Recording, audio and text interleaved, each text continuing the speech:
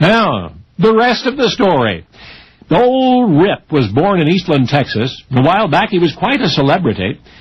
His early years were spent as a local exterminator, strictly small time, but then in his early 30s, and quite overnight, he became a star. One day no one knew he was alive, and the next, because of a solitary accomplishment, he was being cheered by thousands. It was page 1 news in the Eastland Argus-Tribune. In that newspaper's entire history, the attention given to Old Rip has been exceeded only by the coverage of Lindbergh's transatlantic flight.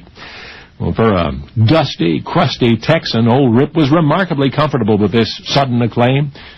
First, he greeted admirers at a local drugstore, but pretty soon it became apparent that he had outgrown his hometown celebrity. Andrew Volstead, a former congressman from Minnesota, was the first nationally prominent politician to suggest that Old Rip, quote, should be heartily commended.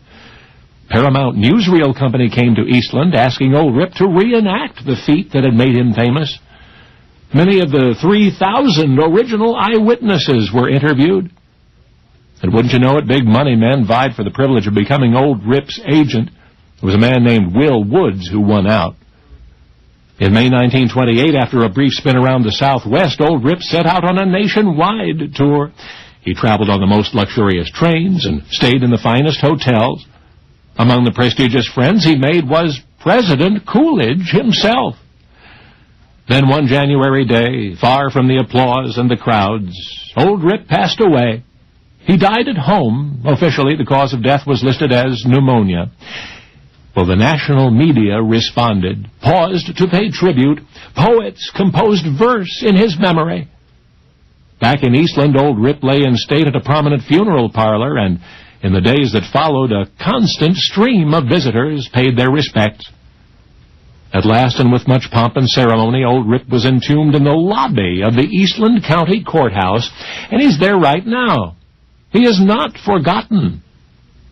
And his sole claim to fame, the headline-making accomplishment that sparked a lifetime of adulation, was this.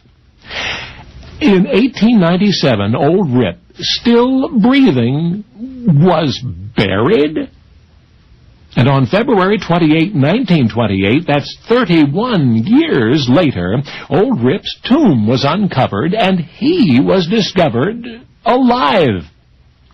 So, giving every appearance of having risen from the dead, Old Rip became an instant sensation. His having survived 31 years without air or water or food became an immediate source of scientific controversy. And at this point, there's something else you should know.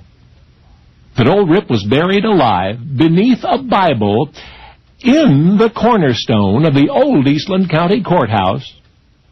And when that building was torn down to make room for the new courthouse, and the town was gathered to watch them open the old cornerstone, well, that's when they found Old Rip simply fast asleep.